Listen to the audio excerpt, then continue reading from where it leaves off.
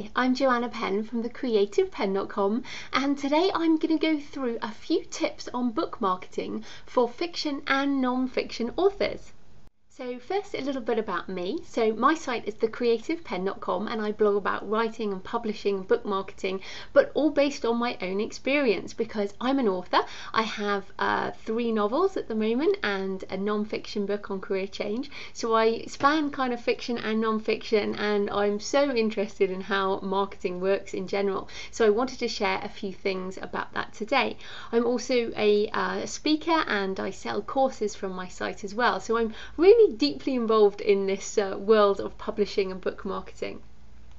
So my first tip for non-fiction authors in particular, although everything I'm going to talk about could be applicable to both fiction and non-fiction, but specifically for non-fiction, understanding keyword research is critical, absolutely critical, and I say this from personal experience. So I have here an example of basically my own book on career change, which I first wrote about 4 years ago, and I've rewritten it in 2012 in order to basically relaunch it. Now when I relaunched it, I was trying to figure out why wasn't the book selling very well. Now it was called How to Love Your Job or Find a New One, and it basically about the fact that I used to be a miserable IT consultant and how I learned to change my life and become an author and help other people through that process of career change. But I hadn't really thought well enough about the keyword research 4 years ago. In fact, I probably didn't even know about it.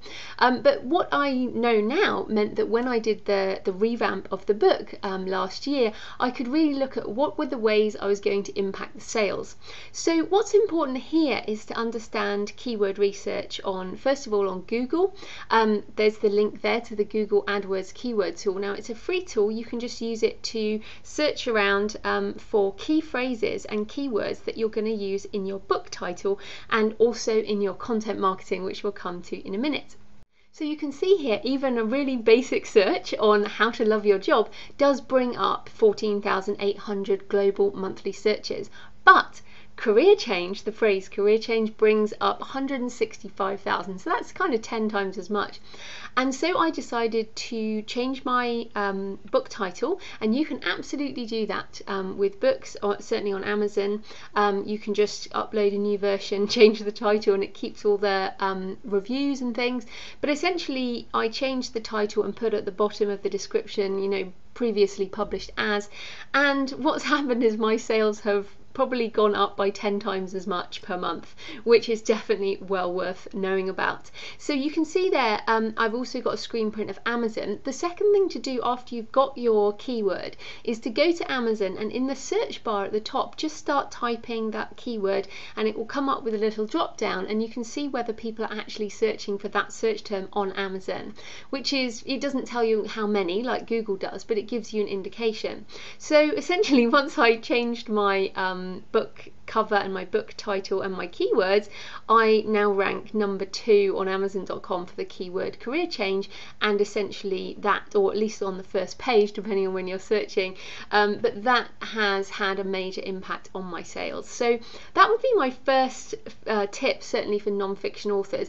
As a fiction author, very unlikely you'll be able to just rename your book for keywords, but you can use keywords to look at other search terms. So for example, my book Exodus is around the themes of the Ark of the Covenant. So one of the keywords I'm going to use in my description, in my keywords when I upload my book, is going to say Ark of the Covenant, because that might be something that people are searching for, and hopefully my book will come up. Okay, so that is primarily the first thing for non-fiction authors, is really understanding keyword research. And that also goes into the second tip, which is around content marketing. Now, content marketing you might know as blogging, but also creating videos, creating audios. So I have a podcast, I have a YouTube channel, and I have a blog where I post text articles and that type of thing. Now, when you, this is where understanding keyword research is really useful, because you want to know the keywords that you want to rank for, and then those are the words you're going to use in your content. So when I first started out with my career change book, I was marketing it through words around career change. Now with my fiction, I have two blogs, the Creative Pen, which is basically trying to rank for words around writing, self-publishing, book marketing, that type of thing, and then my fiction site, which I kind of try and rank around ancient mystery and, you know, Ark of the Covenant, stuff like that, so quite different for my fiction. But you can use those keywords to really help you decide what to do content about. And the whole point of content really is it's attraction marketing. And by putting out things that are useful, like this video, or entertaining, like some of the lolcat videos you'll find around, or a podcast, for example, I do a podcast every couple of weeks on writing, publishing, and book marketing. Or, for example, I did a video around Oxford and sort of where I set some of my books and, you know, kind of explained about Oxford and what it meant to me, and that was good for my fiction audience. So you have to really think about how you're going to create content that will attract people to your book. But what this can also do for you, certainly as a non-fiction author, I really believe that blogging and all of this content marketing is fantastic because it enables you to be viewed as an expert, because the more of this stuff you put out there, the more you share your expertise, the more people see you as an expert and know you, like you, and trust you. When people trust you, they are more likely to buy your stuff. So it's really good if you can talk about some of the aspects in your book, either, you know, through written articles, audio or video, and put it out there on the internet as like little breadcrumbs that people can find and then come back to you.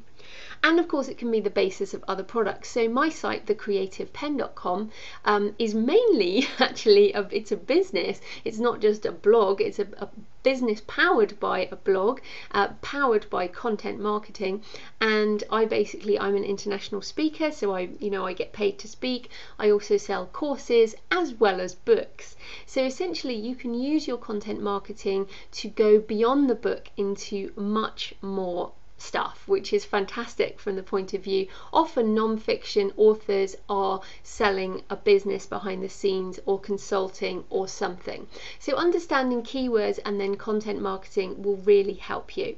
Now, you can also use this for fiction. One of the sort of really good things for audio is doing an audio version of your book. Again, when people listen to your voice, it can really help people connect with you, and I think that connection is really important in this sort of age of global and and also lots of people trying to rip people off. So if you can communicate your personality and yourself through video, through audio, through the tone of your site and the tone of your content, then people will far more likely trust you and spend money on your products and books than if you don't have any of that stuff. So really keep that in mind in terms of your personal branding, your book branding, that type of thing. Okay, so fiction marketing tips. Now, everything I've already said about non-fiction is to a point true for fiction, but there are two ways that people find your book. And the first way is through book sites, and that is where the majority of fiction readers find your book. The other way is through you and through your efforts online, and that's pretty much, a lot of non-fiction authors get their audience through their online platform, whereas fiction authors often find their audience through the book sites, so Amazon, iBookstore, Kobo, Nook. All of those different sites have readers who buy books, and often with fiction it's through recommendations and algorithms that those book retailers have that actually send people to there, or bestsellers on certain lists. So essentially the main thing to do as a fiction author is make sure you've optimized your book sales page as much as possible, because it's really the only way that you can get into those algorithms. Now there are a few things you need to remember. So first of all, be where the readers areas are. So essentially my kind of big thing here is don't just restrict yourself to any one place. So for example, some people sell a lot more books on the iBook store, other people sell more on Kindle, other people sell more on Kobo, but you can be on all of these sites. You can also have your book in print, you can be available everywhere. So essentially definitely be everywhere so that you can take advantage of how these various sites actually sell to people, and then look at really optimizing your sales page. So for example, your book cover has got to be super professionally designed, definitely, unless you're a graphic artist or something. It's well worth spending money on a professional designer. You'll also need a good description, and it needs to be more like a sales description to attract people into your book. And also the keywords you're going to use. So I talked about that earlier. So here's my book Exodus, where I used keywords like Freemasons and Ark of the Covenant and ancient mystery, that type of thing, to draw in the people who are interested in that. Understanding sampling, I think, is critical, especially in a world of ebooks, because many people will come across your book, however they do, maybe they find it in a list or whatever, and they click sample because they don't necessarily want to buy now, especially if you're a new author. They want to just check out, you know, what your writing's like, whether they like the book. Now I do this all the time, download loads of samples and only end up buying sort of 1 in 10 of them. So your sample has to be really good. So don't put all of your stuff up the front. You know, I put all my acknowledgements and all my details at the back of the book, and at the front, you know, get straight into the meat of the content. Categories and tags. So for example, there's my books are, you know, clearly have religious elements, but they're not Christian. So I try not, well, I sometimes get put into the Christian category, but my books are not kind of edifying for faith. They're more using a lot of the Christian ideas and Christian myths in a fiction book, a bit like Dan Brown. So I have to make sure I put things in the right categories, and so do you. And then again, tags. Things like action adventure for me are brilliant, so maybe it's romance for you, and actually have a look at what people are doing. So for example, I was on one site and I noticed that with tagging, the tag erotica, which is a very, very popular genre these days, was actually spelt erotika, whereas in England we certainly spell it ca at the end. So that was interesting, but it means if you tag things wrongly, they're not going to come up in various categories. So that's important. The other thing is to try and get reviews and likes. Certainly that there's an Amazon screen print there, and there are likes for Facebook. This is my latest book, which only came out last month, and I had sent it out to some of my fans and said, would you like a free book, and if you like the book, I'd love a review. Now this is totally fine. There have been lots of kind of issues with people paying for reviews and sock puppet reviews when authors have posted them under fake names. Now none of that is advisable, but what you definitely can do, and what authors and publishers have always done, is give away books and ask fans to review. So that's completely fine, and what that helps do is prime the pump kind of thing on the algorithms, so that the book sites know that you're selling. It's very hard to get the algorithms moving and you know, the site's actually selling your book for you until you've primed the pump almost.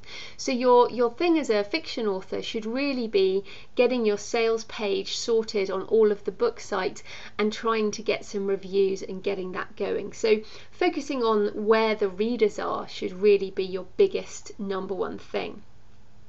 Now again, that is relevant to non-fiction authors as well. It's just that for fiction authors, before you even go near content marketing, you must get this stuff sorted.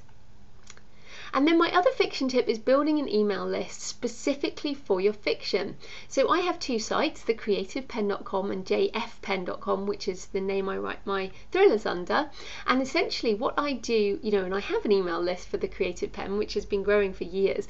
But early last year, I started a new site and a new list for purely my fiction fans. Now, the sign up for that is basically at the back of my books. Now, what that means is it basically says at the end, if you enjoyed Pentecost, you might like to try Prophecy, or you can sign up for the next Arcane novel, and Arcane is my series. You can basically sign up here. So at the back of the book it has a link, and it comes to this page, and you can see that basically people can sign up to be notified. Now if I didn't have that, by the time I write my next book, who am I going to market to? Who am I going to get to do reviews for me? So it's really, really important to try and collect these names, because let's face it, okay, if 100,000 people download your book on iTunes or Amazon, you don't know who they are. So when you have another book come out, how are you going to get even a fraction of them to buy your book? And again, priming the pump of the algorithm. So the best thing for you to do is to set up an email list like this. I use Aweber, or you can use MailChimp or one of the other email list building mechanisms, and just have it sitting there. You can have a static site for your fiction site. You don't need to blog. I do occasionally blog on my fiction site, but it's all aimed at my readers. So for example, I reposted a video article from ABC about the Temple of Solomon in Jerusalem and the Ark of the Covenant, and I just embedded the video on my blog. So that's for my fiction audience, but it's really important to remember that you have a promise to the reader. So you see there, that's my fiction branding is around ancient mystery, modern thrill. So that's my promise to the reader, and when they sign up for the list, I'm promising to deliver a book that will please them in that genre. If I emailed them about some erotica again, they're gonna get upset with me. So remember your promise to the reader through your author brand, and also set up that list, get it sorted, because every day you sell a book, maybe one more person whose email you can have that you can delight in the future, and maybe they'll become a real fan and review your books, for example. So that is really big deal for everybody. And again, you can definitely do this as a non-fiction author, and indeed you should do this. Everybody should do this. If you're attempting to sell online books or products or anything, you must have an email list. Now for non-fiction authors, you can give something away. So on the creativepenn.com I give away the Author 2.0 blueprint.